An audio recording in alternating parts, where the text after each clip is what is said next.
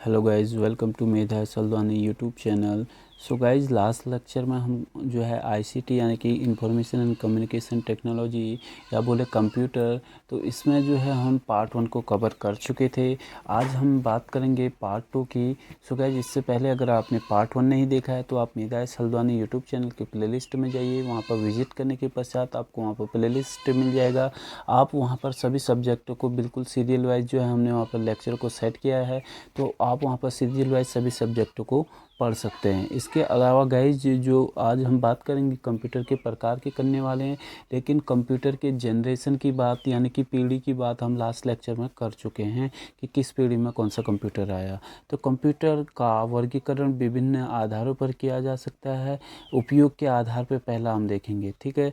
तो गाइज, उपयोग के आधार पर 3 टाइप के कंप्यूटर होते हैं। पहला है एनालॉग, फिर आएगा डिजिटल, देन हम हाइब्रिड कंप्यूटर को पढ़ेंगे। तो गाइज, ये एनालॉग कंप्यूटर क्या है, इसे इसकी विशेषता देखते हैं। इसमें विद्युत को एनालॉग के रूप में उपयोग किया जाता है और इसकी गति जो है ना काफ़ी धीमी होती है, ठीक है ना। तो गाइज, इसका जो उदाहरण है ना बैरोमीटर को हम, और इसका उदाहरण जो है ना बैरोमीटर को इसका उदाहरण के तौर पर हम इसमें ले सकते हैं। अगर इसके कार्य की बात करें तो सामान्यतः इसका उपयोग दाब, तापमान, लंबाई आदि माप कर उसे संख्यात्मक रूप में बदलने के लिए किया जाता है। तो सिंपल सी बात है, एनालॉग कंप्यूटर का ये कार्य है। इसका उपयोग जो है वैज्ञानिक और अभियांत्रिक उद्देश्य हेतु किया जाता है। सो गाइज, एनालॉग कंप्यूटर जो है काफ़ी इजी हो गया है। अगर लेक्चर एक बार में समझ में नहीं आता है तो आप दोबारा से ज़रूर इसे देख के अपने डाउट क्लियर कर सकते हैं। जो दूसरा कंप्यूटर आएगा अब ये उपयोग के आधार में ये आएगा डिजिटल कंप्यूटर। तो डिजिटल कंप्यूटर में आंकड़ों को इलेक्ट्रॉनिक पल्स के रूप में निरूपित किया जाता है, जो सामान्यतः 0 या 1 में होता है, जिसका सबसे अच्छा उदाहरण घड़ी है, ठीक है। आधुनिक युग में द्विआधारी पद्धति जो बाइनरी सिस्टम है का प्रयोग किया जाता है। एग्जाम्पल है कैलकुलेटर, फैक्स मशीन और डिजिटल उपकरण आदि। इसका उपयोग बैंकिंग क्षेत्र में किया जाता है। बैंकिंग क्षेत्र में गैज इसका उपयोग किया जाता है। तो गैज, एनालॉग के बाद में डिजिटल कंप्यूटर भी हो गया है। अब बात करते हैं हम हाइब्रिड कंप्यूटर की, ठीक है। तो हाइब्रिड कंप्यूटर जो है ना एनालॉग और डिजिटल कंप्यूटर का मिश्रित रूप होता है, ठीक है ना। इसी को हाइब्रिड कंप्यूटर बोला जाता है, जहां इनपुट और आउटपुट एनालॉग के रूप में होता है, वहीं प्रोसेसिंग डिजिटल रूप में होता है। उपयोग की बात करें तो कारखानों तथा मशीनों में इसका उपयोग होता है, ठीक है। तो गाइज, ये हो गया हमारा उपयोग के आधार पर एनालॉग कंप्यूटर, डिजिटल कंप्यूटर और हाइब्रिड कंप्यूटर। अब आगे हम बात करेंगे आकार के आधार पर कंप्यूटर, ठीक है। तो गाइज, उधर हमने पीढ़ी वाला पढ़ा था, फर्स्ट जो लेक्चर था वो इम्पोर्टेंट था। यहाँ जो है उपयोग के आधार पर ये भी इम्पोर्टेंट है। अब हम बात करेंगे आकार के आधार पर। पहला है माइक्रो कंप्यूटर। आकार के आधार पर मैं बात करूं तो इसमें प्रोसेसर का उपयोग किया जाता है और इसमें इनपुट के लिए कीबोर्ड, आउटपुट के लिए मॉनिटर होता है। सामान्यतः एक मेज पर रखे कंप्यूटर माइक्रो कंप्यूटर कहलाता है और इसमें एक बार में एक व्यक्ति कार्य कर सकता है। उपयोग की बात करूं तो व्यवसाय में और घरों में इसका उपयोग होता है माइक्रो कंप्यूटर का। अब आगे आएगा अगला पर्सनल कंप्यूटर। यह माइक्रो कंप्यूटर का ही रूप है। दोनों में यह अंतर है कि माइक्रो कंप्यूटर सिंगल यूजर का होता है, जबकि यह मल्टीटास्किंग होता है, अर्थात इसमें एक साथ कई काम किए जा सकते हैं। भारत में बना जो कंप्यूटर है वो सिद्धार्थ है, जिसे पोडोमैन गेम के लिए बनाया गया था। इसका उपयोग व्यवसाय में, घरों में और ऑफिस में किया जा रहा है। जो भारत में पर्सनल कंप्यूटर बनाया गया था, सिद्धार्थ उसका नाम था, ठीक है। पोडोमैन गेम है, उसको खेलने के लिए स्पेशली उसे डिज़ाइन किया गया था। आगे जो है मिनी कंप्यूटर अगला आएगा।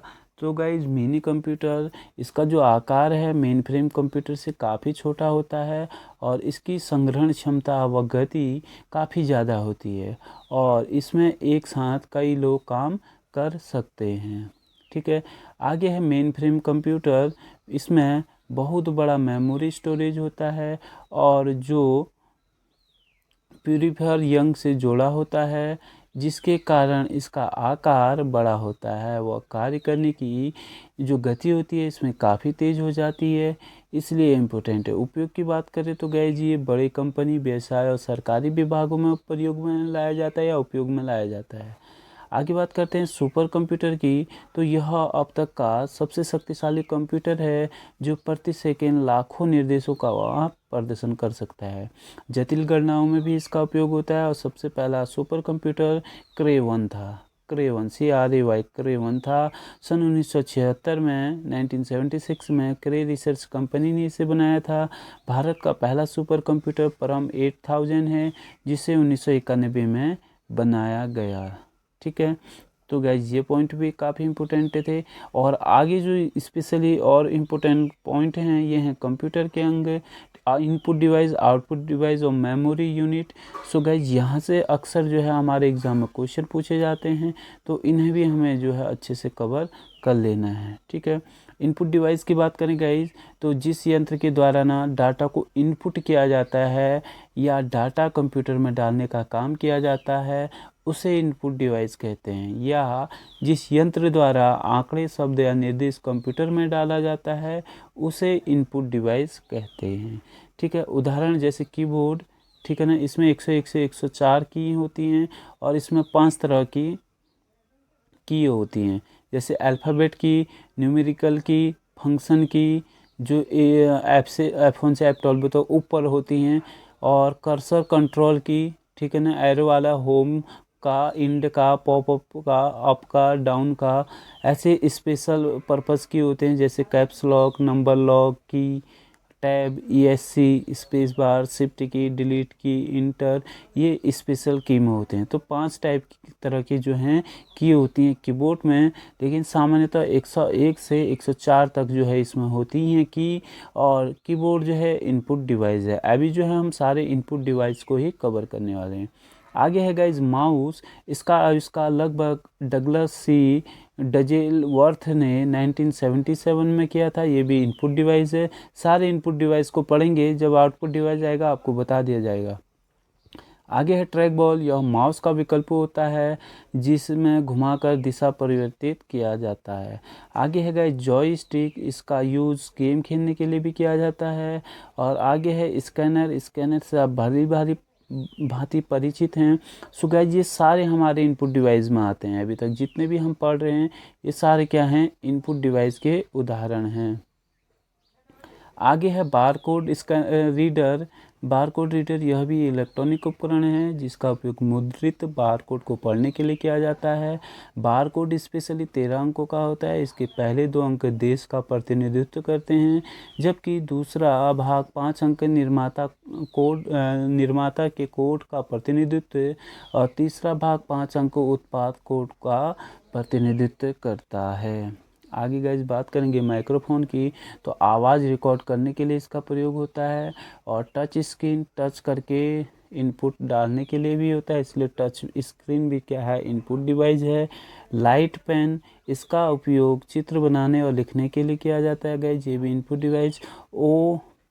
OCR है गाइस, ये OCR ऑप्टिकल कैरेक्टर रिकॉग्निशन इसे बोलेंगे फुल फॉर्म से भी एग्जाम में क्वेश्चन पूछा जाता है। आगे है MICR गाइस, इसका फुल फॉर्म है magnetic ink character recognition point important है।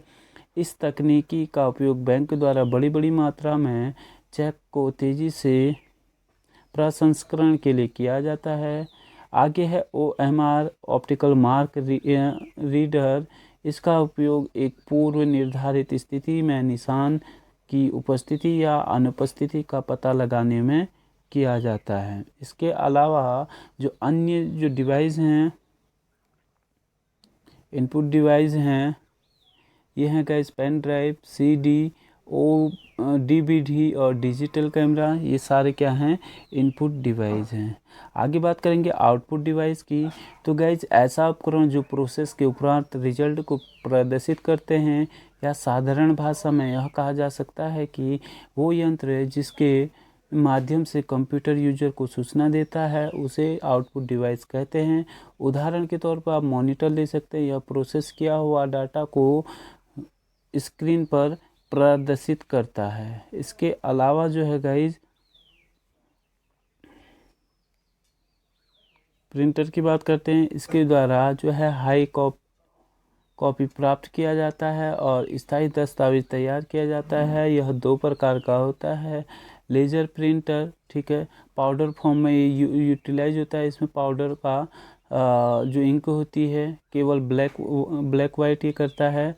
और इंकजेट, ये इंक का इसमें लिक्विड फॉर्म में इंक का प्रयोग होता है, ठीक है, और लिक्विड फॉर्म में होता है, ये कलर्ड और ब्लैक एंड वाइट दोनों देता है। आगे बात करते हैं स्पीकर की। यह ध्वनि के रूप में आउटपुट देता है, जबकि प्लॉटर इसका उपयोग जो है ना गाइज पैराग्राफ प्राप्त करने में भी किया जाता है, या प्लॉटर का प्रयोग जो है ना ये ग्राफ प्राप्त करने में किया जाता है। ठीक, आगे बात करेंगे मेमोरी यूनिट की। और गाइज मेमोरी यूनिट भी एग्ज़ाम पॉइंट ऑफ व्यू से काफ़ी इम्पोर्टेंट है, तो इसे हम नेक्स्ट पार्ट में कवर कर लेंगे। मेमोरी यूनिट से आगे की बातें नेक्स्ट पार्ट में कवर करेंगे, क्योंकि यहाँ पर बहुत सारे फुल फॉर्म हमें देखने को मिलेंगे जो कि एग्ज़ाम पॉइंट ऑफ व्यू से काफ़ी जो है इम्पोर्टेंट हैं, इसलिए लेक्चर लंबा ना हो। आज का लेक्चर यहीं पर क्लोज कर लेते हैं, नेक्स्ट पार्ट में इसे कवर करेंगे। Thank you guys.